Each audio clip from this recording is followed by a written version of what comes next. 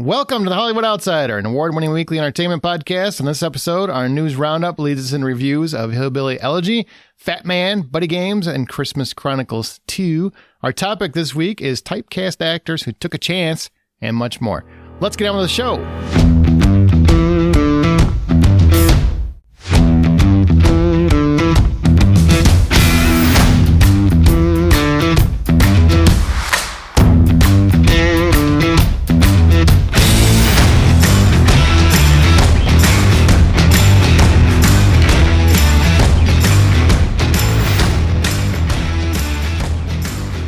My name is Aaron Peterson. Joining me today are my fellow host, John Davenport. Hey, Aaron. How are you doing today? Ready for this year to end. And Amanda Sink. Hey, hello. I almost forgot what to say. Usually hello helps. Yeah. Just once, though. Yeah, we took 1 week off, so I guess everybody forgot what they were doing. Yay! Yeah, I hope this doesn't suck. I mean, it feels like we're off to a bad start already. I think really you guys are off to a bad start. Okay, so you know what? Let's just jump. I'm doing great. I don't know about you, man. He's got energy. Don't shame him right now. Who? Me? John. No, yeah, we love it when John has energy. It's great. Eventually there'll be a puppet voice for no reason whatsoever. Wishful thinking, Aaron. About as wishful as you hoping I do a Sly impression. What are the odds? Nobody's hoping for that.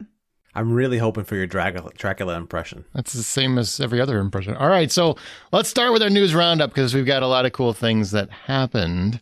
Coming to America, that's coming to number 2, America, will hit Amazon Prime in March, completely bypassing in theaters.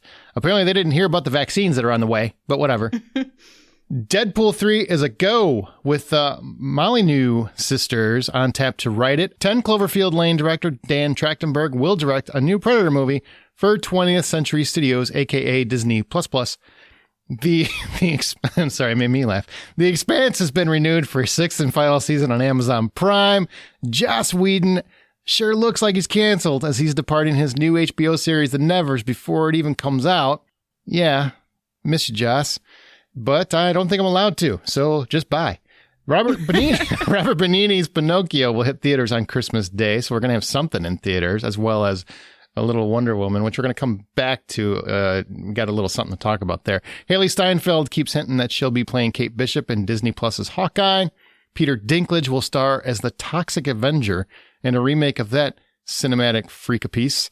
And James Wan has tapped Overlord director to helm a new Van Helsing movie, which sounds really exciting. Oh, by the way, this also came out. The Oscars have confirmed that when they air their telecast in April, I think it's April 25th of 2021, that will be an in-person event. It will not be a Zoom conference, so it will be a live in-person event, just like previous Oscars.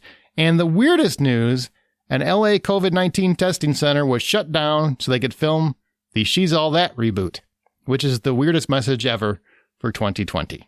That sounds like the most LA thing that ever LA'd. Right. Just another issue where the people in charge apparently weren't paying attention to what their orders were. But hey, right. That's California. So of all that, John, what stood out to you and really tickled your fancy? The thing that I think is the most crazy thing is Peter Dinklage being the Toxic Avenger. Why is that? Well, because number one, the Toxic Avenger is enormous, and I know they've done some really great things with CGI to make Peter Dinklage a taller person, i.e. Avengers Infinity War, where he was a taller giant kind of creature, but he still looked like Peter Dinklage. And so I guess at one point, all he's going to do is voice the Toxic Avenger. But what I really love about this article is that it starts off with Peter Dinklage continues to build strong film slate in his post Game of Thrones career. Like, this is what he's going to do for a strong film slate? Anybody who wrote that did not see the original, right? Okay, wait, careful. Hey, I get it. It's revered, but not for the reasons most acclaimed filmographies are revered for. How about that? I love how careful you are with that. You're like, how do I not step on toes with this? I think we did get James Gunn from that movie, right? He did, wasn't he part of Toxic Avengers? So there's I believe he was. There. I think he got a start in Tromaville. Yeah. So there's something there. There's there, but not enough there. there. I for one, though, am really excited for the idea of Peter Dinklage doing this because he can do anything. I think he should be James Bond. There you go. Okay. I mean, I don't know about that. I don't, but, you know, hey, John does. So there you go. Yeah. I've seen crazier things. You know what? It's okay to say some actors aren't built for certain parts. I don't think he's a good fit for I don't think he's smooth enough. Like, you got to be debonair. I mean, I've never seen Dinklage do debonair. Are you kidding me? Did you watch any of Game of Thrones? Did I see any debonair? I saw a lot of, I'm going to pay for the prostitute. Is that what your definition of debonair? Maybe that's where we're miscommunicating somewhat. One way or the other, you're paying for it. James Bond doesn't. Yeah, he does. No, he just hits it and quits it. Every single movie, at least twice. He's paying somehow. There's just whether it's through VD it or might be it's through testing. Yeah, that's about it. Well, in other non-sexual news, we have the Oscars, which are pulling. I feel like maybe I'm missing a piece of information. Is there something I don't know about coronavirus? Did it go away and I just didn't realize We got it? vaccines coming. Let's go celebrate. Have parties. Yeah. I'm not sure. I don't know. I feel like this is maybe a little too preemptive of a move to be like, nah, we're going to do it all in person. Don't worry about that thing that all of the celebrities have been telling you to stay home. Those same celebrities are now going to go to a party together. Well, yeah, they love parties. They love to be appreciated or, I'm sorry, applauded. And they love to dress up and be on TV. So I really understand where they're coming from. It's very important. Well, it may feel very premature, but if anyone's going to get vaccinated for any sort of event, Hollywood's going to get everyone vaccinated for that event right there, if the vaccine is in hand by then. Plus, they're rich, so they'll get it first, even though, you know, it's supposed to be... I think I just said that. What? Yeah, I guess you did in a different way. Well, and we don't even know, we won't even really know by then if it works fully or not, like how long. Yeah, anyway, there's a lot of just different factors that go along with it. So it's still just pretty risky to be like, yeah, no, that's not happening. Listen here, Captain Buzzkill. I'm all for it. This gives me hope, and I'm gonna stick with hope. I'm tired of the negativity. I'm going with optimism. You know what? You're right. And we're gonna have a party outside that we're all invited to outside this event because there's no more COVID. That's what I'm going for. April 25th, no more COVID. That's the Oscars have seen it. Okay. I mean, Woo! Screw science, I guess. You know what? They believe in science. They filmed Cosmos, so it's all good. So can we talk about Joss Whedon, and is he effectively canceled now at this point? I mean, there's got to be something going on, right, behind the scenes that he would I realize he's tired, but on the same token. The whole thing that's come out already about him. And I realize that there's a lot of information, you know, the three of us have talked about this controversy around Joss Whedon and him as a director, and if there were mistreatments and if there were racial issues. Mostly it stems specifically just from this Justice League and the Ray Fisher incident, right? Because I'm perfectly honest, I don't care about the situation with him and his wife. He didn't abuse her or anything. He had a lot of infidelity issues. I don't see how that affects the work that he does. No, I think it was just about him as a director. And so now it seems that there's more consideration made when there are accusations put out there for which is good. That director to not be in the same works. But I don't know. It just seems like there's not enough. It doesn't feel gossipy enough. You know what I mean? Like, it's just all of a sudden behind the scenes, he's no longer doing this project and he's not doing that. And to be fair, he pulled himself according to his own press release. We're just saying it seems suspicious when there's a whole Warner Brothers investigation going on and yada, yada, yada. Right. Yes, he did pull himself out. I mean, you can try to sit there and pull this in any sort of direction that you want about why or what's going on. Is it of something as simple as he's overwhelmed by all this investigation, all this news about who he may or may not be? It's possible. Is there something in the background that is happening that they go, okay, well, this investigation pulled up this in this video that shows that you did this and that, and you were really a dirtbag. So we're giving you the opportunity to step away quietly rather than us bring it up in front of everybody. Could that be happening? Sure. We're not going to really ever know until somebody comes out and tells us. But do you think his career, I mean, he's had kind of a crazy spiral because he was the beholden one for a decade at least. And now he's like on a different, like he's on the other side of the hill, of that particular plane. Like he went to the top and now he's on the bottom. And it all started, it seems like, after his divorce and Ages of Ultron. He just seemed to have issues. But do you think he can come back? Because so far I haven't seen anything that he can't come back from. Even if this Justice League stuff proves to be true, a lot of that can be chopped up to overwhelming stress. I'm not trying to justify anything. I'm just saying, like, if most of the accusations come from one film, you can chop that up to maybe the guy was just broken at the time, Yeah, I mean, gotta stop saying I mean. I hate that now. He's obviously a talented person. He obviously has a lot to give to the world as far as his creative abilities are. He's shown time and time again that he can come up with new and exciting properties to develop for people. He can come back from that. I'm sure he can. I'm sure somebody with that sort of creativity can figure out a way to come back. He just needs time, just like anybody else. Look at Mel Gibson.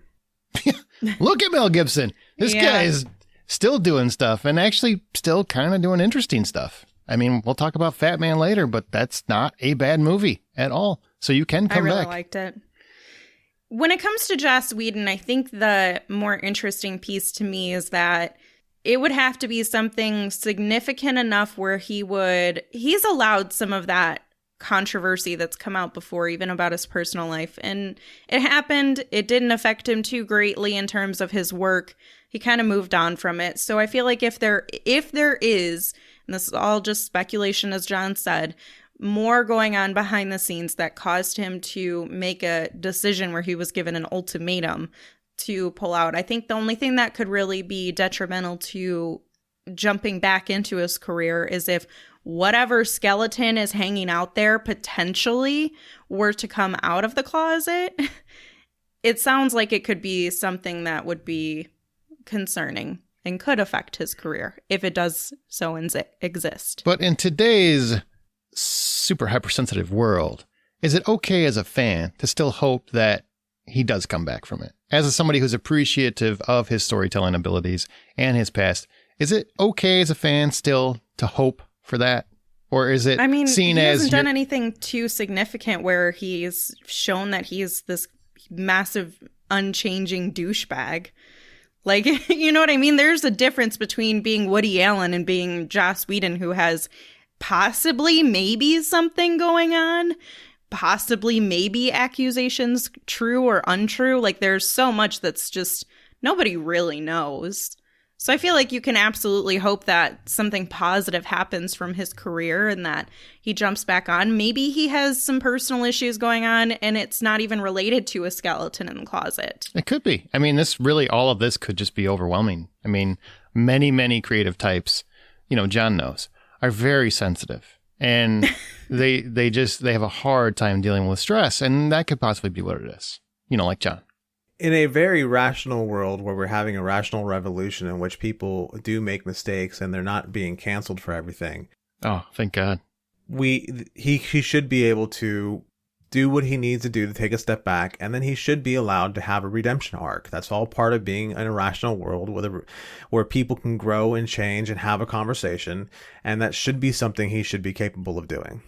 I like that. I think that's a perfect place to end, except I kind of want to springboard from that when we're talking about a redemptive arc to the new Predator movie, because of things we hope do come back.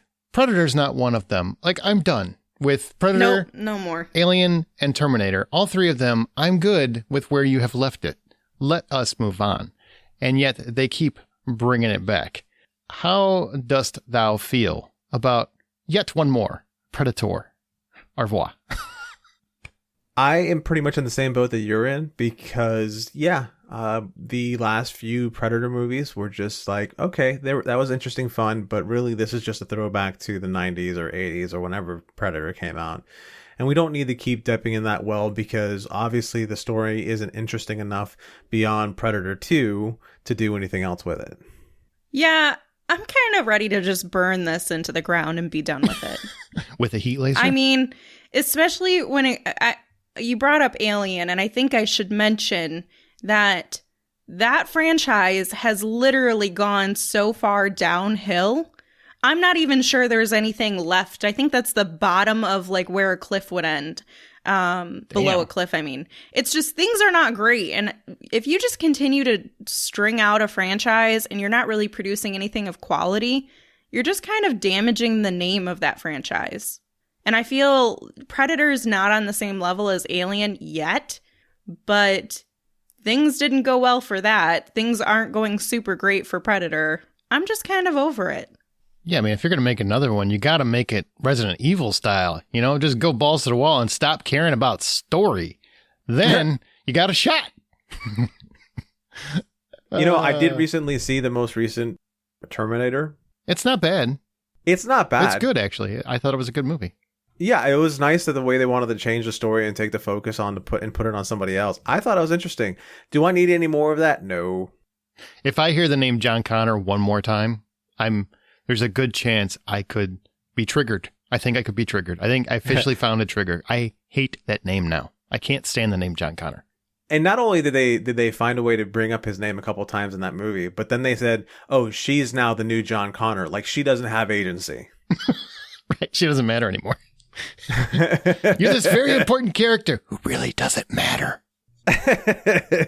Well, you know what? Let's talk about something that really does matter. Because before we move on to a lot of other stuff we've got to talk about, we should have a conversation about this Wonder Woman movie that's going to debut on HBO Max. Now, we talked about it because it popped right on our last episode, but we were 2 weeks ago. Okay, so there is more to share, though. It's going to debut on HBO Max in 4K, by the way. It was just announced. Wonder Woman 1984 will be the first 4K movie on HBO Max. Hopefully that means The Hobbit and Lord of the Rings will be 4K too, so I don't have to buy those really expensive sets. And it's also going to be in theaters the exact same day. So it'll be on HBO Max and in theaters, whichever one you feel safest doing or most enjoyable doing. Please do that. I will be trying to see it in a theater. I mean, like I said, we mentioned it in our last podcast, but everyone says this is definitely changing things because people that love their couch are screaming that this is the way to do business from now on. And people that love theaters, me, are saying that this should never be the way. And it's like no one on either side of this debate is willing to see that this is a necessary solution in unprecedented times. Discuss.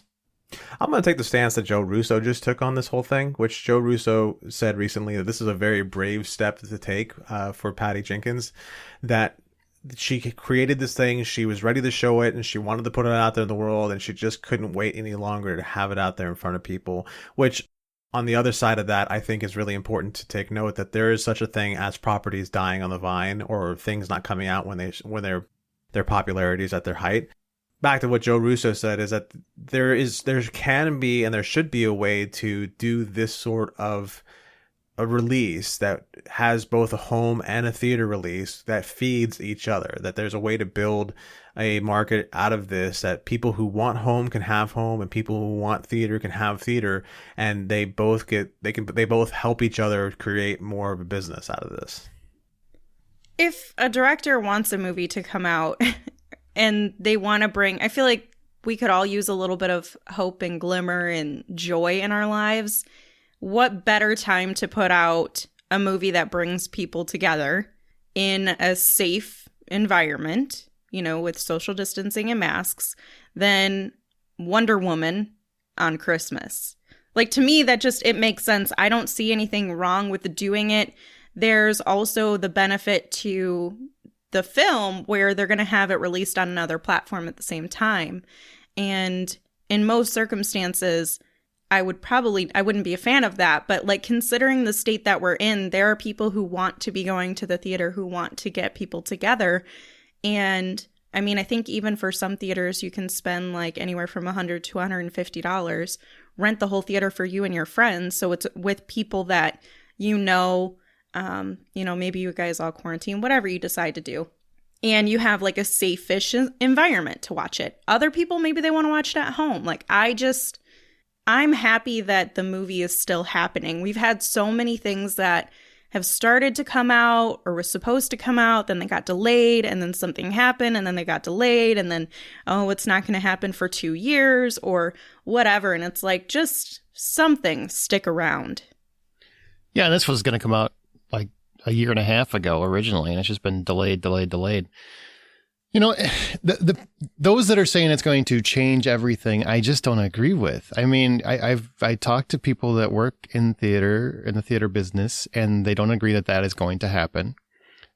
Just because it's a unprecedented times issue. It's an issue of the theaters agreed to it. Like, they actually went and agreed to this because, there is the exclusivity window, which is you have to go from X number of days till before it can premiere at home, because that's how theaters guarantee that they have exclusivity. You take that away, I really think that would just crush theaters. I don't see any reason to do that. So, if you're talking about changing the future and how is this going to change, I don't think it's going to change to be same day and date for at home and theaters. I just don't think it'll happen. But I do think, because Universal has managed to extend their deal with AMC theaters to this, for whether they have a 17-day exclusivity window down from 90 days, I do think once theaters get back up and going, you will see more of that as a potential. And that seems more of a reasonable collaboration between studios and theaters, so that they still get some exclusivity, because usually the first 2 weekends are where most movies make their bank anymore. And also people at home get a win because they'll get the movie a whole lot sooner. So they can save on advertising, theaters, studios can, and whatnot. But if you take away all of it and you just go to stuff like HBO Max, you will not have, the math does not exist to support it. You will not have blockbuster entertainment consistently like you do now, or like you did until 2020. There's just not enough money for it. Not even to mention, people are complaining about Netflix raising their price, I think $1 this year. And yeah. I'm pretty sure that the prices have remained fairly within a $5 range for the past at least 5 years or something. They haven't fluctuated that much. And so if people are mad about another $1 increase, how are they going to feel when these streaming services decide to kick it into high gear because there's not big blockbusters in the theaters? You're going to be paying high premium for not as many blockbusters just to be able to watch a few of them at home. You're just not going to have the same output, to Aaron's point, too. You won't. I mean, where in the summer you get a blockbuster every single weekend, you will not get that anymore. You'll still get movies consistently, but there'll be a lot more lower budget, mid-scale. And I'll be honest, very few movies on streaming channels have ever compared to me this whole year. It's been a ton of streamer movies, all mostly lower budget, mid-budget, whatever. And very, very few of them even come close to the stuff I would normally see in a theater. So I just don't see the comparison. And it's not just because I love theater so much that I can't see it. It's because do the math. The math doesn't exist to support it. So you have to have both if you want to continue having that same kind of entertainment value. If you don't want it, if you don't like those big blockbusters, man, all you like are small independent films, this is good for you, I guess. But people don't watch those as much, unfortunately. And I do say unfortunately, and I mean that because I prefer independent films mostly. All right. Well, I think we talked about it. Well, remember, you can always find more information at thehollywoodoutsiders.com. Join our Facebook group. Our topic is always posted there. And we're on Twitter at @BuyPopcorn. Now we go to a hot take Christmas movie, which is Amanda is going to talk about a movie that most people don't like, but she happens to love. So I went with one that doesn't have great critic reviews. I'm not sure how you guys all feel about this particular movie. Let me just preface by saying I was going to go with How the Grinch Stole Christmas. Are you trying to honorable mention your single movie pick? Uh-huh. Oh my yes. God. Okay. Did it work? Get to the no. Yeah, we heard it. What's the one you're actually talking about? Santa Claus 2. The Santa Claus 2. Interesting. The Tim Allen sequel. Yep. From the storied franchise. Santa Claus franchise. Okay. Yeah. I loved him as Santa. And I don't know if it's just because of the time period when these movies came out and I was just really drawn to them for whatever reason, but he just felt like Santa to me, which is really weird because normally, I don't know, I don't think of him Santa outside of these movies, but it was just the perfect mix of that and the feeling of holiday cheer and everything that went into those movies. I really loved them, and I love the second one. Like, that doesn't change for me.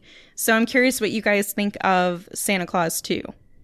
You know, you mentioned Santa Claus 2, and I used to love Santa Claus 1. I watched that one so many times that I think I wore out the tape and maybe even the DVD.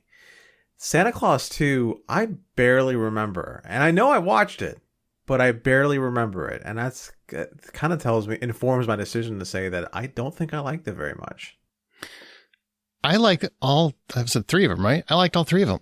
Like, I thought they were fun movies. I don't remember the plot of any of them, but I remember enjoying all 3 of them. Doesn't matter. Yeah, well, that's what I would say. I mean, I don't agree that he's like Santa, because obviously Kurt Russell is Santa.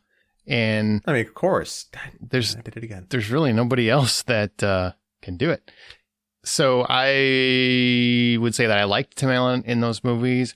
You know, there's something about Tim Allen in those movies. He just has a good everyman ability, which really, really worked for that role. And when he was Santa, he really felt like a very warm, kind, gentle, but also relatable Santa. So I always enjoyed his performance in those. For reference, the Santa Claus 2 is the one where he has to find a Mrs. Claus. I was about to ask that.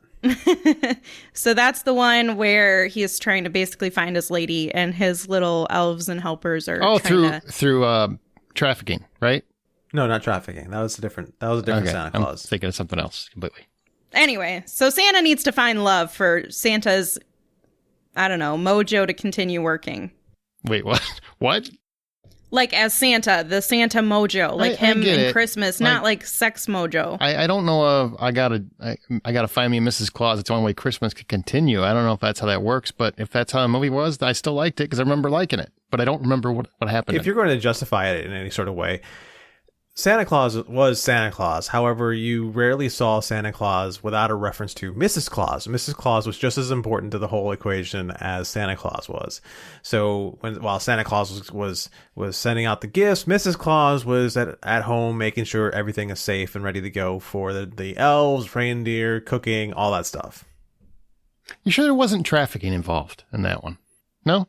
It could be. I mean, I don't remember all of it. I could have swore like he was arranging different sleighs were taking people. I just remember. It's just the rules. By the rules, Santa must be married. And his son is being a troublemaker in the second one, too. Just feels wrong. I do remember it now. Now I remember it. I do remember it now. You mentioned the son, and I don't know. It just triggered it unlocked that movie. I remember. Different son. It wasn't Jonathan Taylor Thomas. Yeah, it wasn't Jonathan Taylor Thomas. No, but those movies are good. So anybody that tells you that those movies are not good, they suck as friends.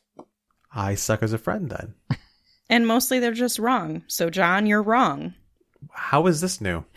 Well, our show is independently funded, therefore all of the expenses are from our own pockets. And Patreon helps fans support their favorite podcast. And once you sign up for Patreon, you get immediate access to all the content in your respective tier. And we do a movie called, I think one special is called Bad Movie Night, where we talk about a movie that some people think is bad, but we kind of like in different ways. Except we just did Cats. That's not one of those. That's just a bad movie. But if you're interested in signing up and supporting the show, go to patreon.com/The Hollywood Outsider. That's patreon.com/The Hollywood Outsider. Our next Bad Movie Night is going to be A Very Bad Mom's Christmas. So that's a good movie. Now let's go to spoiler-free reviews, where we can talk about 2 Santas with 2 of the movies we're going to talk about. Sweet. Merry Kurtzmas. That's the first one. The first one is Merry Kurtzmas. The Christmas Chronicles 2. Teenager Kate Pierce is reunited with Santa Claus when a troublemaker threatens to cancel Christmas forever. Now, Aaron, of course you saw this because it is Kurtzmas and Kurt Russell is the Santa here. He's a Russell. Goldie Hawn. He's your favorite Santa ever. We know all of this. But is he just as fun in the sequel? Try to be a little unbiased here. Okay. Well, you know, my objective opinion, I think Kurt Russell is a fine actor, and I think he does a fine job, and he is a fine Santa Claus. No, he's freaking great. He's great in this. I don't know why, but he loves playing Santa Claus. You can tell. I've seen 1,000 interviews with Kurt Russell because I've kind of followed the dude his whole life, whether he knows it or not. I am his Santa Claus. I know when he's been naughty. I know when he's been nice. And I just think This feels creepy. he seems like he loves playing this role. And having Goldie Hawn play Mrs. Claus is a nice touch. And she actually gets to do quite a bit in this film. So yes, he still has a ton of fun. And they still have a musical number like in the first movie. The Spirit of Christmas musical number is freaking amazing. And I got smiling all the way. You know, I was kind of like, this movie's okay. It's not really hitting the same spark as the first movie. But then that musical number hit and bam, everything was glorious from that point forward. And I was just like, Emerald Lagasse showed up. What's that? Emerald Lagasse showed up. I don't know what you're talking about. Emerald Lagasse. Bam! The cooking guy. Oh, jokes only work. He has a name. Yeah, Okay. I didn't. Jokes work if you understand it. I didn't understand it, so it didn't work. I'm sorry, you guys aren't cultured enough for my jokes. Yeah. Heathens. We don't watch all of those baking and cooking shows like you do, John. No, I think it's great that you brought the entire podcast to a dead stop. But otherwise, that was a fantastic number. And from that point forward, especially, the movie really, really found its groove. Okay, so you mentioned one of my questions, which is about Goldie Hawn. In the first one, spoiler alert, she is kind of like a big surprise. Yeah. And she doesn't get as much screen time. She got like and as John mentioned, yeah, as John mentioned already earlier, Mrs. Claus is very important to the Mr. Claus. So does she get equal screen time? Is she like a heavy part of the story now? Yeah, I mean, I wouldn't say equal part because I'm watching Santa Claus, baby. You know what I'm saying? That's who I'm here for. But she's got pretty ample screen time. I would say they're co-leads for sure. Ample. Lord, Oh my goodness! this is a children's movie, you son of a bitch. So part of the plot is about this kid guy who just wants to ruin Christmas. It's kind of the plot of many Christmas stories with Santa. Very similar to the next Yes. one we talk about. Yeah. Yeah. So what makes this one special aside from Kurt Russell? What makes it special or what sells you on the movie? Aside.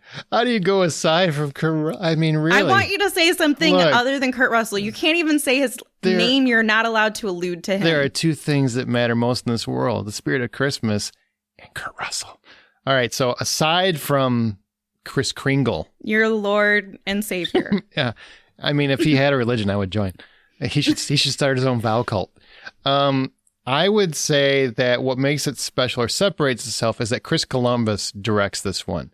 And Chris Columbus, he has written and directed many Christmas films. He's in Christmas with the Cranks, Home Alone, Goonies. He wrote Goonies. He, directed the first two Harry Potter movies. Chris Columbus is a story director. So if you want to see Christmas Chronicles directed by one of the most storied Christmas directors, I think that is more than enough to entice you to do so. And this film is on Netflix. And he also has, because the elves eventually go a little batty in one portion of the movie, very reminiscent of Gremlins, which he also wrote. Okay. All right. So if the full price of admission were $10, what are you giving the Christmas Chronicles to?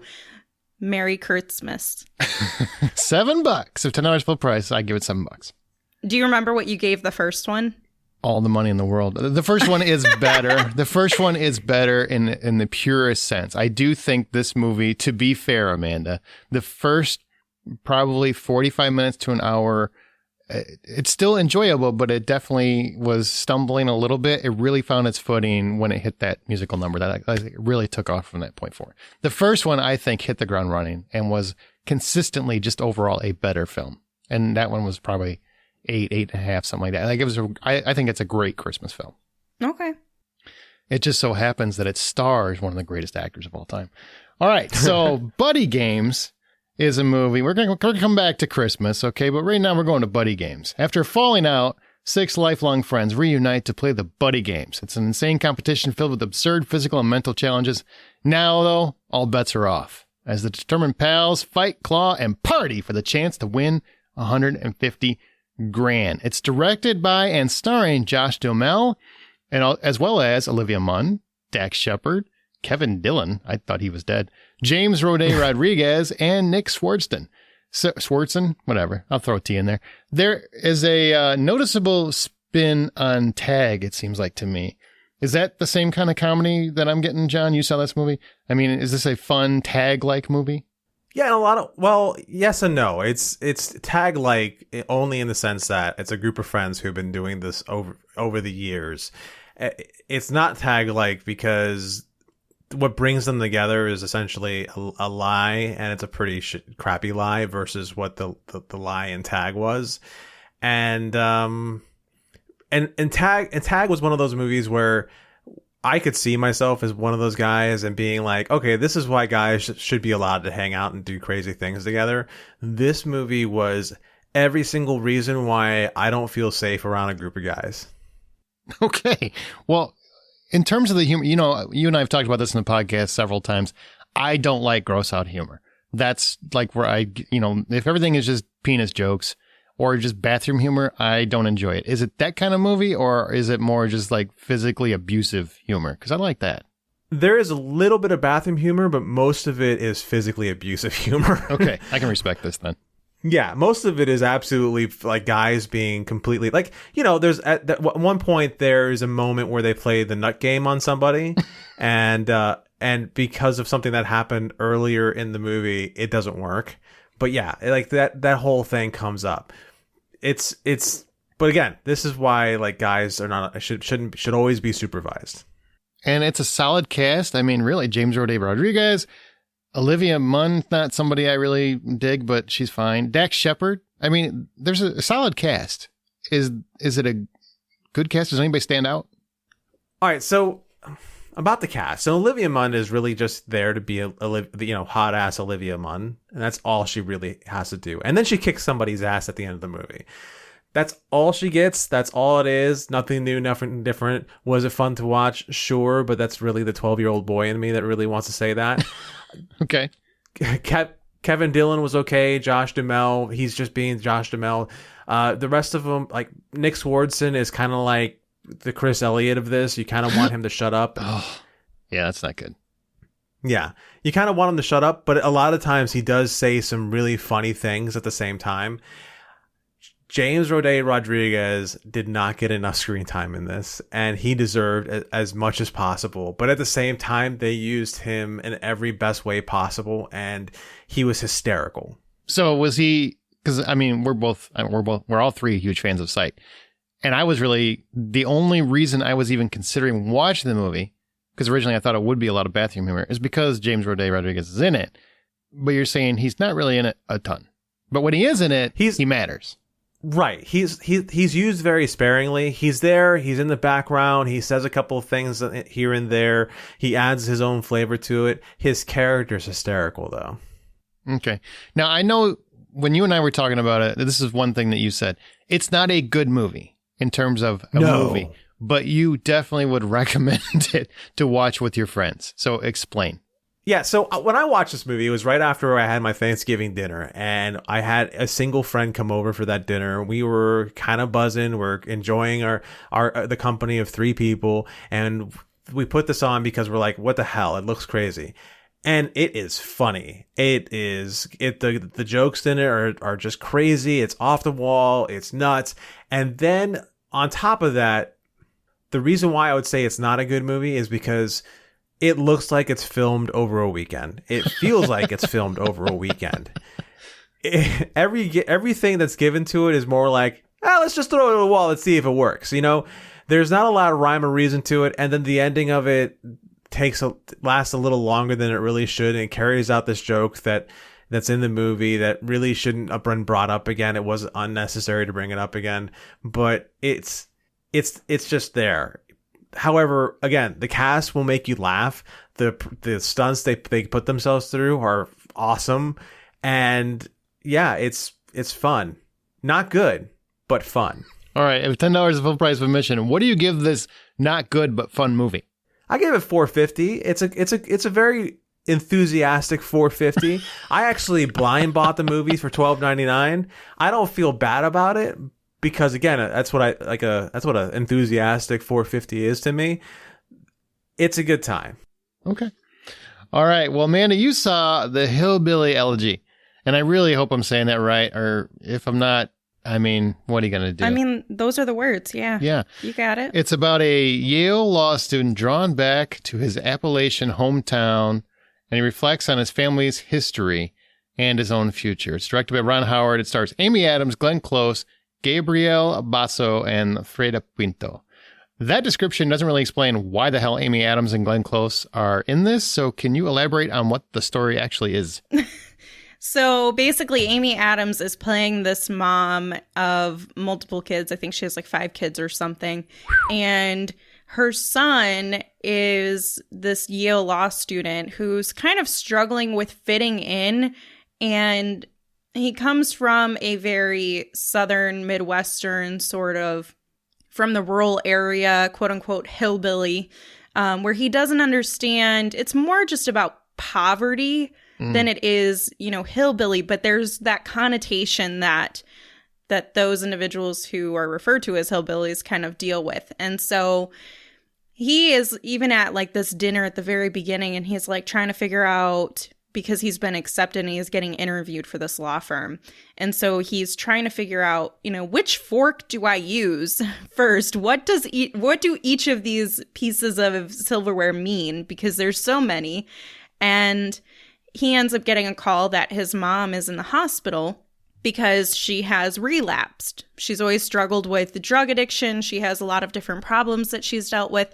And so the movie kind of goes back and forth between his life growing up with that climate and his grandmother also having been abused, and his mom kind of running through relationships because she relies on them. There's a sense of codependency there. There's elements of suicidality. I mean, it's very, very dark. All of this while he's trying to progress and move along in his future, and is now seen as kind of the rich kid who he's too prestigious to like come home and visit his family or whatever. And they see him as, you think you're better than us in some ways. And so he's struggling with many different things, but it's really about those family dynamics and how difficult that cyclical abuse can be. And it's very sad. It's very dark. There are moments of happiness, I suppose, but it's really one that people who have been in a situation like this or have struggled financially and have lived in poverty could relate to. And, I thought it was a really great, well done story based off of this novel that I have not read. One thing I found fascinating was on Rotten Tomatoes, the critics level is at 26%, which is usually signifies horrible movie. But the audience score is at 81%. Now, whenever that happens, it says to me that critics, which we are, just didn't get it. Is that the case here? I mean, it really feels like this is an audience-driven movie. It is. And it's funny because when you look at what the complaints are with the film, it's that it's not true to Appalachian families and that environment, or that it's not a true reflection of poverty written by people who have never experienced poverty. And it's just, to me, it's almost humorous to see this difference. Like, you have Hollywood elites telling people, no, this is too elitist, and this isn't what poverty really looks like, said from somebody who's never, tried to survive on $1 for 3 weeks or whatever. Right. And so, like, it's very much about, I think, the audience connecting to a struggling situation that they've been in, whether it's from the poverty side, or it's the domestic abuse side, or it's the substance abuse side. Like, there are so many different things that it's really trying to show you, while there is a beautiful American dream here, surviving all of these different things is an upheaval battle. And it's another side that, quote unquote, hillbillies aren't really given the opportunity to show what they've overcome.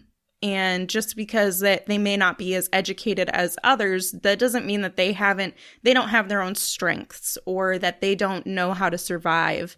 And yeah, I mean, I think it just gives a different perspective. It was pretty amazing to see the differences between the critics and the audience, though. Yeah, to me, that really says, you just didn't get this.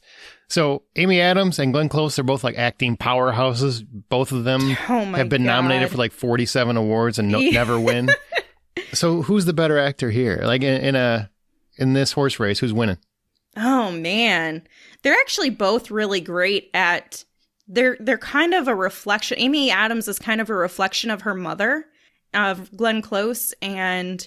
Amy Adams is portraying, I think she takes it because she's portraying somebody that is going through such a roller coaster of demeanor and emotions. And it's really somebody who is very unbalanced and has never had a good supportive system and has always seen abuse. And so that like continues throughout her, but she wants to be a good mom.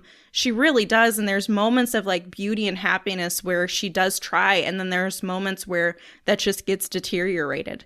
And it happens so quickly where it's like, damn, she's really got it. She's doing such a great job showing how quickly some of this can happen. So if $10 full price for admission, what do you give the Hillbilly Elegy? I give it $7. All right. That sounds way better than 26% critics. It is a little long. I will say that. It's like 2 hours long. So it does feel like it draws on a little bit too much, but the story itself is very heavy and, you know, it's important. It's an important story to tell. All right. Well, you know what's not an important story, but yet nevertheless entertaining as hell, is the other Christmas sometime soon classic, Fatman. And Amanda and I both saw that. So, John, why don't you take us into Fatman? All right. So, Fatman is a story about a rowdy, unorthodox Santa Claus fighting to save his declining business. Billy, a neglected and precocious 12-year-old, hires a hitman to kill Santa Claus after receiving a lump of coal in his stocking. This is directed by Esau and E.M. Nelms and written by them as well. Stars Mel Gibson, Walton Goggins. Let's get the brass tacks, people. Good movie or watchable fun? Hit me with it. This is freaking both. It's both. Yeah, for sure. It's both. It's stupid, but it's fun. And you know what? I take that back. I don't think it's stupid. I mean, stupid. There are moments where it's a little ridiculous, but it's actually kind of clever in other ways. It is basically, it's taking all of the things you already know about Santa Claus. It's taking the Christmas Chronicles, and it's basically making it all reality based to a degree. Like there's still some magic there with Santa Claus and whatnot, but there is also a realistic environment. Santa's actually working, in a remote area with basically a factory of smaller people. And, the reason that they can work so often and so long is because of their diet. I mean, there's just a lot of imagination and creative input went into making this story. And I think it really, really works. I had a fun time. I had literally one real complaint, but the majority is just fun from start to finish. Mandy, you agree with that? Yeah, I had a great time with it. It's something that I plan on watching again, and it may be something that I watch years to come. Walton Goggins is phenomenal, and so is Mel Gibson. So you have those two, and it is fun. It's an action movie. It's got that. It's got a little bit of heart. It's got a little bit of Christmas cheer, and they are really creative on how they integrate the story and history of Santa and yeah, put it into like a real life situation. Like I'm almost wondering, should I go traveling to find Santa? Maybe he does exist. Yeah, they even work out the whole how the mail works, which I think is just fascinating. That was so clever. It was very clever. I was like, wait, where is this going? Oh, that's kind of all right. That's an intriguing idea. And it's like funny. that. There are moments where you just kind of giggle because you're like, geez, that's happening. All right. It is both a fun and watchable movie. So a very important question for you, Aaron. Oh, okay. Mel or Walton? Who lives after a fight? In the real world or in this movie? Because that would be a spoiler. Whatever's clever. Well, let's see. So they actually do have a fight in this movie, so I'm not going to answer that part of it. Okay. But based on the characters, if they were in the wild and they were evenly matched, like neither one of them has magic, I would say that Walton Goggins takes it in a heartbeat. Because my one complaint with the movie, Amanda, you tell me if you agree with me or not. My one complaint with the movie was, and I should mention, Marianne Jean-Baptiste plays Mrs. Claus, and she's great. Oh, she was great. She's great in this as well. But when you finally get to the battle scene, right? Because you've seen harder edged Santa Claus or Fatman for most of this movie, and he's kind of battle ready, and he's even got a cool line as to they didn't hire me just because of I don't want to spoil that, and he's going up against Walton Goggins, and there's basically a battle. I do feel like that battle should have been bigger. That's my one complaint. Is I really felt like, because Walton Goggins is built up as the baddest ass of assassins, and he lives up to it. I do think they could have done a little bit more with the scene from the Fat Man side of it, personally. But in the really real world, the way that they built up Walton Goggins' character, I mean, the dude was basically John Wick for a while. It turned into like a Western for a second. The whole movie is a Western, Amanda. You just didn't realize it. They tricked you. They totally tricked you. They did. I had so much fun with it, though. But then, there's a moment, and you guys will know it when you see it, where I was like, that's a Western move, man. I am not fooled any longer. It was the whole movie. And because I knew Amanda was going to watch this, too. And as soon as I'm watching it, I'm like, I don't even think she realizes this is a Western. I don't think she knows that. But she will by the end. And sure enough, at the end, it's the total West. The whole thing is the aging gunfighter it has another guy, the young up-and-comer is coming for him to basically claim the throne. It's basically how the story plays out in many respects. And I'm just sitting there going, man, it doesn't even know this is what a Western is. This is like almost every Western that's ever been made. It was a funner Western. Funner? And we had snow. No, it was more fun. It was not funner. I can make up words. Obviously. I do it all the time. Yeah, that's true. That's true. Yeah, but it was a good time. There was the complaints that I have still worked for the movie, I guess. There are some things where it's so cheesy, where there's this character who is the same little boy from A Million Little Things, and he's so angry about losing. Well, now I'm getting spoilery, aren't I? Not really. That's kind of the story. He's so mad about losing and not getting what he wants. He gets a lump of coal. Let me just say this. There are a few people in this film, the characters are hell-bent on getting revenge on Santa, but I'm I can get behind that if you give me a better reason. I didn't feel like I had a good enough reason to follow them along their journey in revenge to Santa. I feel like if you got a movie about a hitman going after Santa Claus, I don't need a ton of story movement. That's true. Yeah. No. I didn't need them to expand on it. I was just like, okay, that's kind of. I mean, they already built the world pretty awesome. Let's just leave it like it is. They did. It's just whatever gets us there. All right. So you know what? My next question to this is this going to become a Christmas staple for you, Aaron? Yeah, it's like Bad Santa. It's like the Christmas Chronicles via Bad Santa. So yes, definitely. Mm-hmm. And I think, Amanda, you already alluded to it being a Christmas staple for you. Yes. All right, guys. So if $10 is full price of admission, what do you give it?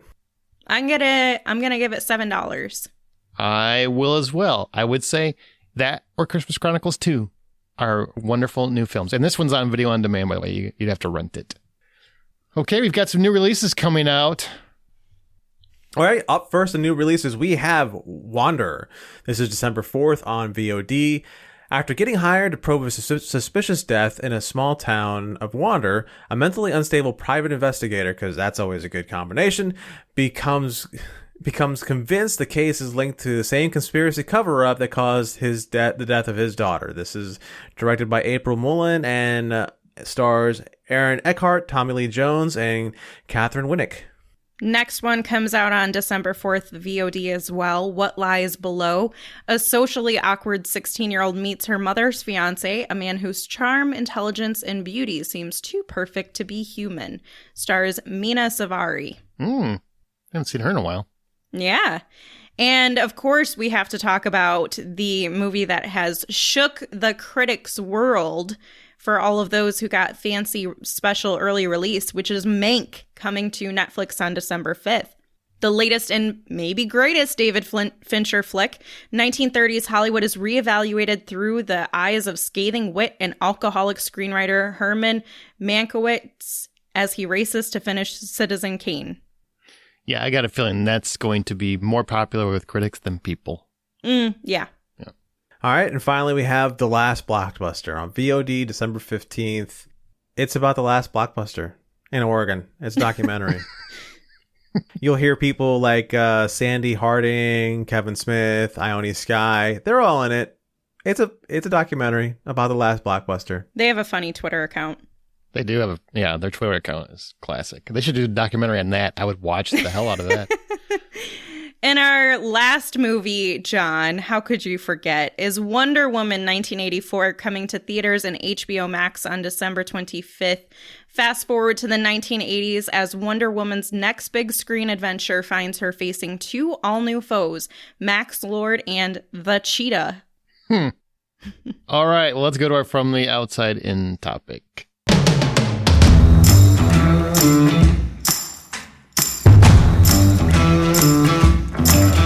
Typecast actors who have taken chances, for better or worse. So when it comes to typecast actors, now, these are actors that have basically been playing the same characters over and over and over again. You know, they do the same kinds of movies. They're playing the same kinds of roles, and they're mostly successful at it. Why doesn't it bother you for the ones you enjoy, but it's frustrating for the ones you don't? The most important reason is if you can't connect with that actor, then yeah, everything they do is going to be stupid. Take Will Ferrell, for example.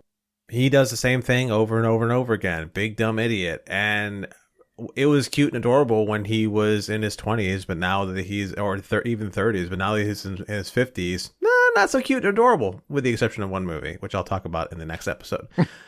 The same sort of thing happens in the reverse. When you really like the person and you like the joke that they pull, then it's easy to stick with them. It's easy to enjoy. Dwayne "The Rock" Johnson is one of those examples of somebody who is a lot of fun to watch. No matter what he does, he's the same person, though. Yeah, that's a prime example. Absolutely. Some actors, I feel, have that star charisma, and honestly, it's near impossible to see them as anyone else. Like you're talking about The Rock. He's a prime example. Who do you see? Like he's tried other things. I think he's a fine actor. He's become a better actor over time, but he still is The Rock in everything you see him in. So he plays into that personality. And I think, he does it well by doing different kinds of the same character in different kinds of movies. And some actors they just fit that. Like Jason Statham hasn't been a different character in anything. Literally. He's the same. He's Jason Statham in every single movie he's ever been in, but people like Jason Statham. So it works. It's when he even played a joke of himself. Yeah, he even like Spy.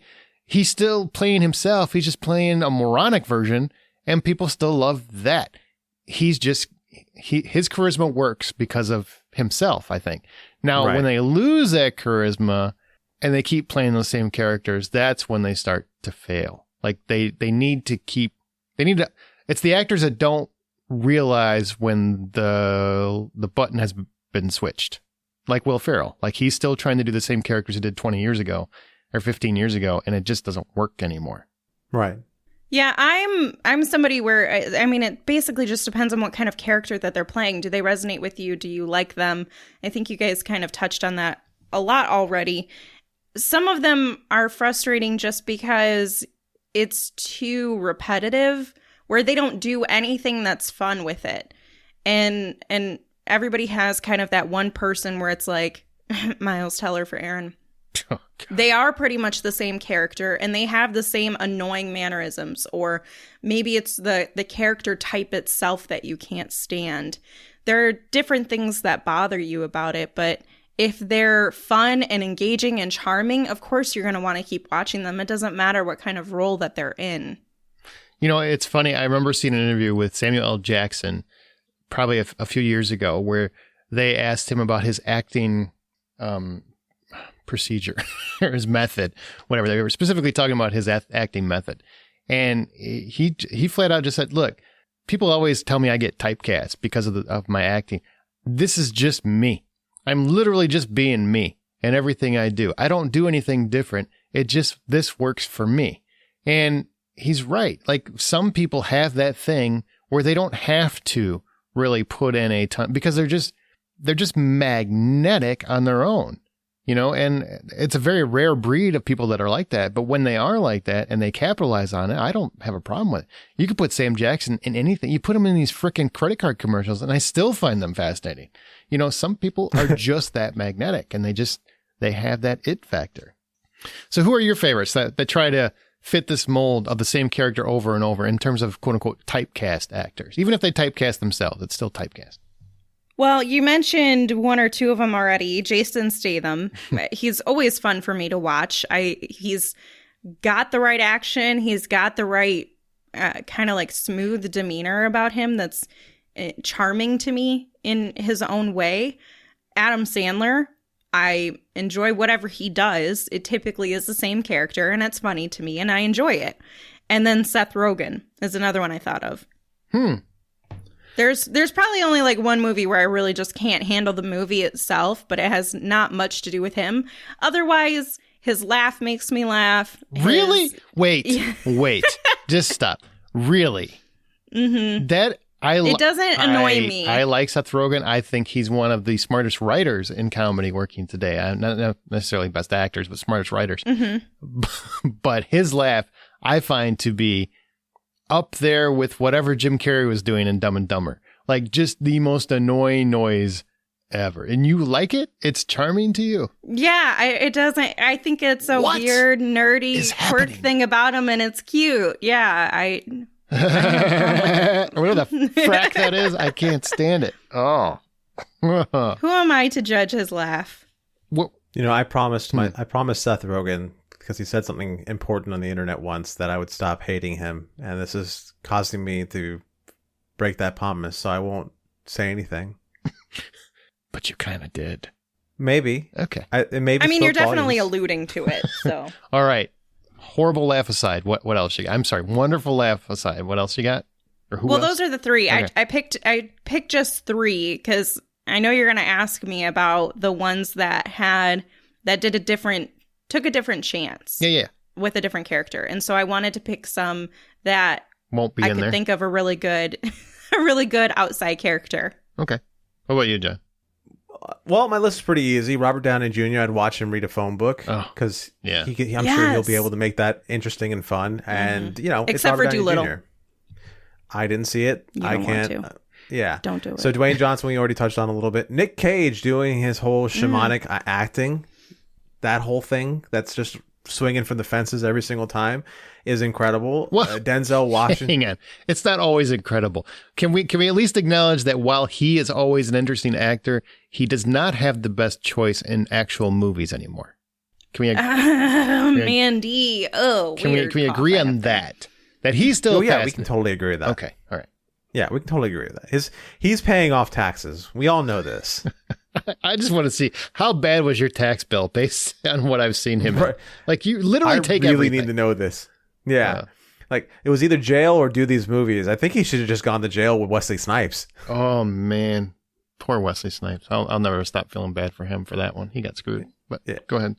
All right, Denzel Washington, I'm convinced, is just Denzel Washington in every single movie, and that's all he is. He is Denzel Washington, the smart guy who's going to help you through something, or it's Denzel Washington that's going to inspire you. Denzel Washington is going to kick your ass. That's who he is. I don't necessarily agree with Denzel Washington, but it's your list, so you do what you want. It's my list. And finally, on my list is Tom Cruise, because no matter what role he takes, he pisses off Amanda. Oh, there's like a couple movies I like him in, though. Yeah, one listener mentioned like one of his best roles, and so I can't wait to talk about that because that's kind of funny. We've already talked about most of mine. The Rock, Samuel L. Jackson, Bruce Campbell. Bruce Campbell is literally Bruce Campbell, and he even makes movies where he plays Bruce Campbell playing Bruce Campbell. I mean, it's just so meta. It just, my head explodes. And Harrison Ford. Harrison Ford is one of my all-time favorite actors. Harrison Ford hasn't played but like 3 characters in his entire career. And I pretty much love them all. And all 3 of them are Harrison Ford who can't run. Yeah. Well, it's like Harrison Ford in every movie that people remember. Then there's The Mosquito Coast. And then there's Regarding Henry. Those are literally like the 3 that he's done. So that's Harrison Ford. But I still love him because he's just my favorite cantankerous whatever he is. Easy for you to say. Yeah, I have a hard time with words. Man, now you said Nick Cage. Now I'm remembering that Primal movie I just watched where he was basically getting in shape for Joe Exotic or whatever. That was a trial run, apparently. That's going to be amazing. That will be amazing. Can't wait to see Nick Cage. Do you like the long ones or the small ones? What I was thinking when we were talking about Jason Statham, what popped in my mind is somebody who had that same Jason Statham thing, but went the complete opposite way in terms of just needed to acknowledge that he was no longer that guy, was Steven Seagal. Because for like 10 years, Steven Seagal was the exact same as Jason Statham, where same guy in every movie, but he was captivating and fun to watch. And then he started believing he was an actual assassin or something. And I don't know what happened, but man, some people go one way and some people go the other. You know what movie I love Steven Seagal in, and it's Glimmer Man. I like, with Damon Wayans. Yeah. Yeah. No, like is it Damon Wayans or is it Keenan? No, it's Keenan Ivory. Maybe it was, no, you're right. Keenan Ivory, you're right. I stand corrected. Yeah, it's Keenan Ivory in that one. But the thing that cracks me up the most, and for whatever reason this sticks in my head the most about that movie, is that one of the final fights that he has with the other assassin guy is that he's sitting there smart talking the guy the whole fight, and he's like, "No, do it again," and you never see Steven Seagal's mouth move. It's all ADR. Oh yeah. Poor guy was probably winded in the middle of the whole thing. Oh, definitely. And then you see exit wounds where that's where he began the fight scenes where they only show him from the waist up, because they can't actually show his legs move because they don't anymore. Right. He loses his balance or something. Oh, no, we're just mean. All right. So let's do your favorite examples of those. Your favorite actors taking an impressive chance with a different character. Now, this is where, think, and I hope I'm not stealing anybody's, but think Adam Sandler and Uncut Gems. A lot of people did not. You bastard. I take that back. Think Adam Sandler in Punch Drunk Love. There we go. That's what I meant to say. Adam Sandler in Punch Drunk Love. Nobody thought he could pull that off, yet there he was. So therefore, I did not in any way mean to take anything from anyone else. All right. That's okay. 2 of mine have already been talked about. Well, you still show some enthusiasm when you talk about. All right, John, what are you excited? So now that those 2 have been talked about, I'm just going to start with the third one, which is Adam Sandler in Spanglish. He's a great example across the board. This guy can really act. I hate when people say he can't act. He can act. Right. He definitely can. I love him in that movie. I love that movie to begin with, but I love him a lot in that movie. That's when you really see him play a real person as opposed to doing the whole thing, And I like that thing.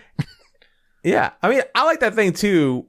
And it's a lot of fun. However, in this movie, he's so far away from that. He's such a real person, and I do love him in that role. That's good. I would also argue that Big Daddy is one because he's not being ludicrous though. But he's being man-child, and that's like his go-to. Okay, all right, I'll give you that. Yeah, my next guy is Daniel Radcliffe, which that guy deserves more credit than most actors working today, because he could have coasted. And I'm totally just cutting you off completely. I'm just mansplaining shit to you, John. But he totally could have been this actor who just did big budget stuff from then on after Harry Potter. And instead he went completely different. And he's done some of the most interesting work of any actor working. But I'm sorry, I talked. Go. That's okay. I don't have any words left to say on the subject anymore because he used them all for me. Which movie specifically were you talking about? Specifically, I couldn't think of a lot of the titles to write down for him, but there's the one where he's the FBI agent. Then you go from there to Horns. You go from there to there's a love story that he did that was pretty great. Then there's Guns Akimbo, which is another movie that is just so off the wall. These are 4 movies that I just mentioned where he's somebody completely different. Yeah, and 2 of them had names, so that's handy.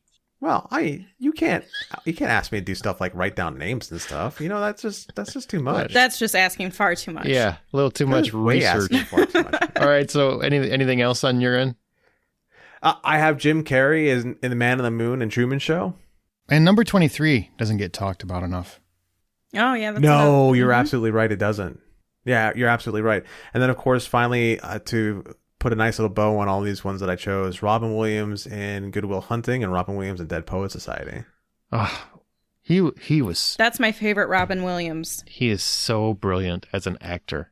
I remember when he won the Oscar, there were still people saying, I'm so surprised he's such a dramatic actor. And I'm like, he's been nominated like 5 times or something. I mean, at what point were you going to notice? He's been a great actor for a long time. But you're right. He just got typecast as the comedian guy. Right. All right, Amanda, what about you? What do you got for typecast actors and breakout roles? Well, we have Adam Sandler, we already talked about. Well, you can talk about Uncut Gems. Like, why did you like him? Why was he such a revelation for you in that one?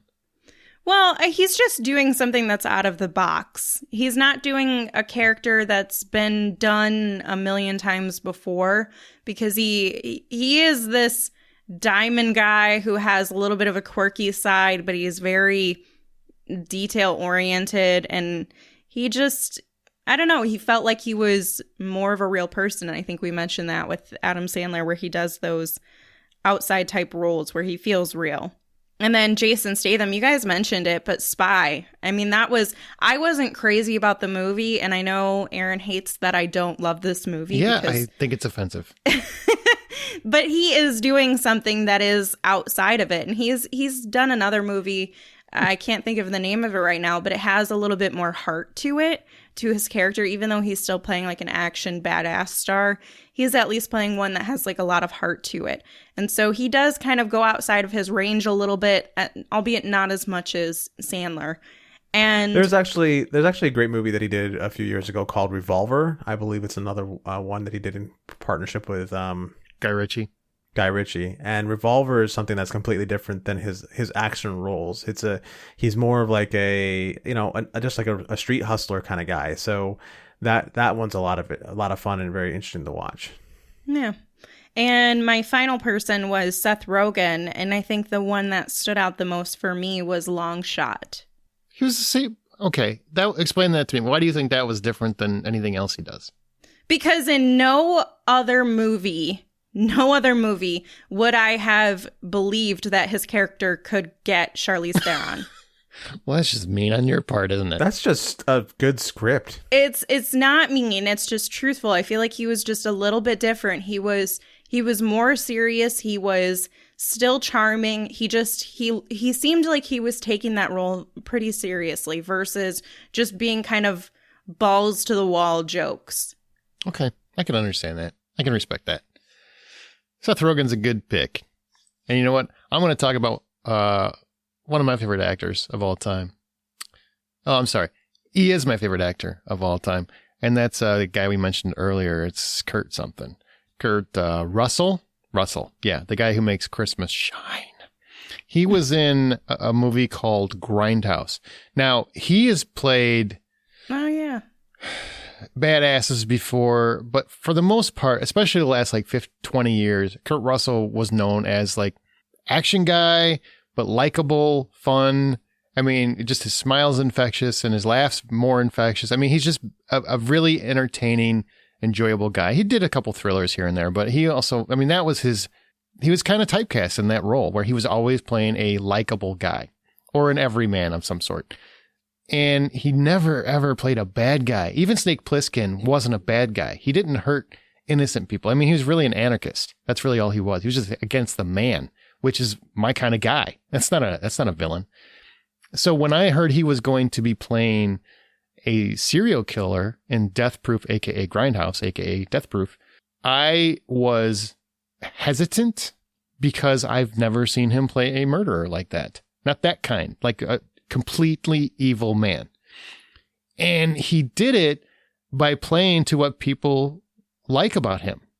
Like the whole reason that character works is because you actually really start to like Stuntman Mike. Even once you know he is a sick son of a bitch, you still, when he's engaging with the girls in the bar, he's entertaining and he's likable, and you kind of get, you know, why people would be drawn to him in some way. I mean, he's really Kurt Russell. And then when he flips, he's just an evil son of a bitch. And it was a real breakout role for me as a fan because I'd never seen him do that. And he did a great job with it. Even impressive. That's really great. I love that whole thing where he does that, leans on the bar, lights up a cigarette, and does that slow turn to the pretty girl next to him. Oh, yeah. The only thing about being in this car, honey, is you really want to be sitting in my seat. Yeah. Oh, I love that. That's great. So Eddie Murphy, I think, doesn't get enough credit as someone who can act. Really, he's just the funny guy in everything. That's a good one. But if you saw Dreamgirls, where he plays Jimmy Thunder Early, really just a knockout performance. I really was bummed for him that he didn't get an Oscar out of that, because I thought he was fantastic in that movie. And Bowfinger. What's that? Bowfinger. Yeah, he was great in Bowfinger too. He's playing both sides. I thought that he's a very talented man, but he's definitely a talented actor that doesn't get nearly enough credit. I really think, like, there's a movie, was it Life, with Martin Lawrence, where it has comedy and drama, and he really, really hits those beats. And also Mr. Church, if you can find it, is a damn fine film. So he's an actor who has tons of range. Just doesn't. Well, I Am Dolomite also shows it. That's another more recent one where he has to play the real actor that was Dolomite and then also play the character of Dolomite. Yeah, there you go. But here's my most impressive breakout for a typecast actor for me. Okay, like the one where I'm like, if you would have bet me $100, I would have taken that bet that he could not pull this off. Okay, you ready? Ready. So Clint Eastwood is, in my opinion, the best version of the lone badass in movies ever. Like, when he dies, we're probably going to have a whole podcast devoted to him, because that's how much I love Clint Eastwood movies. But his character is always the same. Period. Hard stop. But in the Bridges of Madison County, which some people don't like, but whatever. I mean, you say what you want. He's this loving, sweet photographer who has an affair with Meryl Streep, and Meryl melts your heart. Meryl Streep is fantastic in this movie. Meryl Streep is always fantastic. She does this kind of thing in her sleep. Clint Eastwood does not. He does not do this kind of thing ever. And it's really not a role you could ever see Clint Eastwood playing. You would never even, if they said, here's the role, he wouldn't even be in the top 50 if you were just trying to go off people in the top of your head. But he plays this character, and he keeps up with Meryl Streep. It's honestly a miracle. And I thought, whether you like the movie or not, I thought he did a phenomenal job. And especially keeping up with Meryl Streep in a role that he is not strongly suited for. That's what I got. Those are all really great choices. They are. Except John. Bravo. John had a ugh when I said The Bridges of Madison County, which I get. I mean, the movies, it can be hard to watch sometimes. I made the mistake of taking a date to that movie, and we walked out. You walked out? Why? Oh, yeah. Yeah, we totally went for her, and she was like, it's going to be such a beautiful and great story. And then halfway through the movie, she's like, it's time to go. And I'm like, you sure? Because I paid for this. And she goes, trust me, it's time to go. Oh, okay. Why did she hate it so? You know, that was so long ago, I don't remember. But I remember why we had to go. Okay. All right. Well, that sounds like an off-air conversation that we need to have. Okay, so listener comments. What do you guys got? This is what listeners in our Facebook group, they added to our list of breakout performances from typecast actors. My first one comes from Scott Calgaro. Mm-hmm. He says, John Krasinski in 13 Hours. I totally bought Jim from The Office as a Navy SEAL. Really set him up to make Jack Ryan a believable portrayal.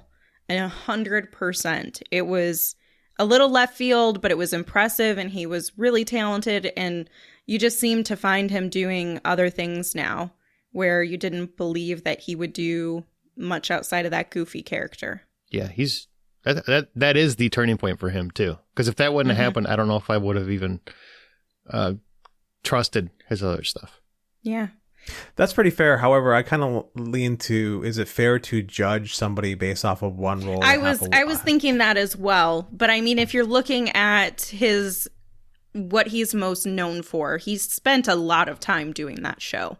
And people only knew him. Typecasting is also about being connected to one character, one singular character. And he's done other work. It's just not as notable as The Office. And so he was just Jim. He was Jim. And then people started to see him as, oh man, he's this other guy. And he did 13 Hours, and he did Jack Ryan, and he did A Quiet Place, and just all the other things. And now he did that comedy type, or not comedy, that heartfelt show. News. Some good news. Yeah. Some good news. And, you know, he showed so many different sides of himself. That's what happens when you marry Emily Blunt. Oh, man, she is wonderful as well. Yeah. Who else you got? My other listener comment is from Sean Coates, and he says, I'm going to go with Seth MacFarlane. Might seem like a strange pick, but hear me out. The Orville, I'd argue, is more drama than comedy, like 60-40. He resurrected Cosmos, has a wonderful dramatic role in Showtime's The Loudest Voice, and plus he's released 4 jazz albums. And has an amazing jazz, voice, singing voice. Yeah, that guy is not right. I hate that guy. I love him, but I hate that guy. Seth MacFarlane. Handsome, he's talented. Yes, And I still say he's a package. A Million Ways to Die in the West is still freaking hysterical. I don't care what anyone says. I love that movie. It just drives me nuts. The guy went to art school, comes out and does a cartoon, and then now he is who he is. That's not fair. Maybe you should have done because a that's the cartoon. dream you want. So Nate Bruce says Bryan Cranston as Walter White after years of playing Hal Wilkerson on the comedy Malcolm in the Middle. Yeah, you know what? That's one of those things that when I heard about Breaking Bad, and they're like Bryan Cranston, and I go, what? The guy from Malcolm in the Middle, the dad, the goofy dad? They're like, yeah, he works totally in his whole drug role. No, it doesn't. And then I watch it. Yeah, I put that's not right. I put that show off for so long, both because I thought the plot sounded stupid, and I didn't like Malcolm in the Middle. So I'm like, I don't like him. Like I just don't like that. I don't want to watch him and just be goofy as a meth lord. Yeah, a pass. And boy, I was stupid. Yeah, absolutely. To piggyback, I want to mention this before you move on. Ty Nelson had also said Bob Odenkirk and Michael McKean in Better Call Saul. Those are connected. Because they were both known as comedians. Yeah, very, very, very good choices as well. Drew Ross brings up how Denzel made him think about his role in Training Day, which then took him to Matthew Broderick and Glory, which I'm liking how this is working out so far, which is also another great role for somebody who completely broke out of the role that they were in for such a long time. And then Tom Hanks in Saving Private Ryan was one that he thought was great, which at first glance, you go, wait a minute, it's Tom Hanks. How can you not think of anything else? But if you reflect on what that character is, it really is something different than anything else he had played. I feel like people take the Hanks for granted sometimes. Like, yeah, that was right after Philadelphia proved that he could play dramatic, and he got an Oscar, and that's great. But Saving Private Ryan was a totally different kind of character. I mean, he was just this broken man, and I think Tom Hanks really rose to a different level in that movie. Absolutely. I totally agree with that. Yeah, those are good suggestions. Love the Hanks. Antonio Montiel, he says Jim Carrey in Sunshine of the Spotless Mind, which we talked about Jim Carrey. He's a guy who just cannot seem to get away from his comedic chops. He keeps having to come back for money. But you can tell he desperately wants to be a dramatic actor. And Tom Cruise in Tropic Thunder. Oh boy. Yes. The Cruise. Now, the Cruise. I will agree. Tom Cruise plays pretty much the same guy in just about everything. But in Tropic Thunder, that showed me this guy could be so much more if he really wanted to. Like he is very talented. And the fact that he went balls to the wall with that performance, I mean, him and Robert Downey Jr. both in that movie should get some kind of special Oscar or something. Or a cuddle at least. Do you want to know what movies I find him most fascinating in? Fascinating is a strong word. That I enjoy him in. Oh, do we? Yes. Minority Report is one. I love that movie. Huh. I find him enjoyable. And the other is Sweet November. Is he in Sweet November? I thought that was Keanu Reeves. Oh, I thought that was the one with him. No. Well, then what's the October one? It's a month. It has a month. October Sky? October Sky. He's not in October Sky either. That's Jake One of them Gyllenhaal. he has one November like this. Sky? I'm just guessing at this point. We could actually look up some names before we start mentioning these things. My other one, David Koenig, he says, and this kind of took me by surprise because I'm like, really? Nick Jonas in Kingdom, which is a really cool show if you actually ever check it out. He really gives into his character and fully develops through the season.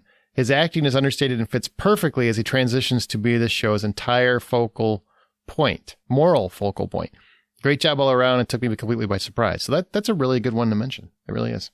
Yeah, it is a really good. Nick Jonas is one of those guys that I think has the chops to become like one of the next great actors of our time. Like he in Scream Queens, I believe it is that he was in. He was really great and fun to watch in that, in which he played one character. Then you see him a couple of times later in some. Let's see, I think of it about his character in Jumanji, where you've got all these other actors who are playing super characters, and when he shows up, he's more like of a guy, and he's in a way he stands toe to toe with the likes of Dwayne Johnson and Jack Black and Kevin Hart, and he doesn't fall in the shadow of them. He actually stands out just as well as they do, and I think he's gonna be one of the next great actors. I mean, let's slow down on next great actors. All right. I mean, he can be good, but next great actor, he got upstaged by just about everybody else in that movie. Just remember. All right. Well, that's gonna do it for this topic. Let's move into our exit strategy. Really, any recent recommendations you want to mention that you guys caught, like over the long holiday or anything? I did watch the first episode of The Flight Attendant, which I'm going to go into when it comes to my Teachable Minute. However, that first episode, I can't wait to just keep watching that one. That is next on my list, and I'm not liking watching TV shows anymore, or at least right now, but that one I have to watch. And that's coming out weekly then on HBO Max, right? They didn't dump it all at once. They did the first 3 episodes as a premiere, and then it's weekly. Okay. All right. Amanda, anything from you? So, yeah, I have a few. The Undoing, the finale came out for that. So great. Yeah. Yeah, that was really good. And Forged in Fire. I'm not big on a reality type show, but I've been enjoying this. I don't know why. I don't have answers for you, but it is fun. And watching these guys make these really cool weapons, and I learned something historically accurate that I'm not going to remember. It's also fun. That's on Netflix. That one's on Netflix, right? Yeah. That one's fun. And they don't have all the seasons, though. It's like random episodes. It's very bizarre. I mean, I've seen this show. Like every episode is exactly the same. It's just make a weapon, make a blade, the format is, but it's different weapons, and like it's different. Sometimes they have different like special episodes and stuff. So, but yes, they do take them through the same format. You could easily say that our podcast is the same because we have a format that we follow. Well, let's ditch it in 2021. Let's shake it up. Let's do something different. I don't care. And the other thing was I finally am all caught up on Marvelous Mrs. Maisel, and holy crap, that show is so good. I did not expect that last episode to go the way it did, but it has been a really great ride binging that show. All right. Well, I haven't been watching anything new. So share your thoughts on this episode or anything else in our Facebook group or on Twitter at @BuyPopcorn. Our site is thehollywoodomtsider.com. Please share it with your friends. Please. It really, really helps the show. Share it on your social medias and whatnot. Please rate and subscribe us on your preferred podcast app if you can. You can always find John's artwork on Insta and Twitter at rjohndraws. Amanda does Veronica's Marshmallows and the Smirk Podcast, and she's on Twitter at Sink Into This. And me, I'm on the Blacklist Exposed and presenting Hitchcock, and I'm on Twitter at Aaron Smirks. Now, before we head out, let's do the HO Teachable Minute, where in 1 minute or less, we learn something from a movie or TV over the past week. John.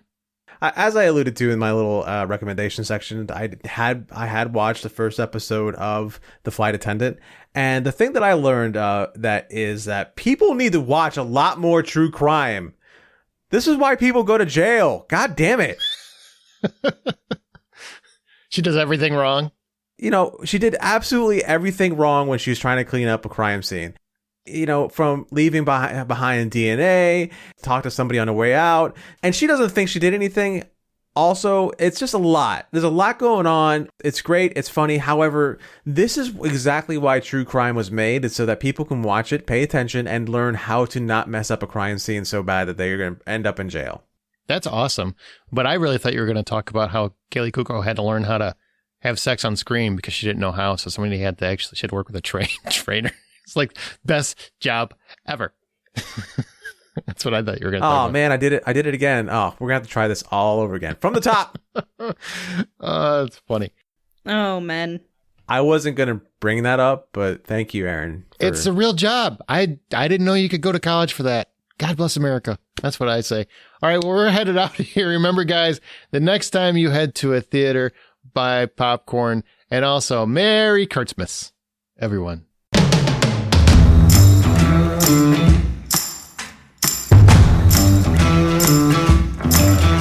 So I looked up the Tom Cruise thing. He was definitely not in any of the movies I thought he was in. Yes, we know. So now I'm like down a movie for Tom Cruise. I was like, oh, there's a couple movies I like him in. Now there's one. Oh, man. Oh, my God. Bless your heart.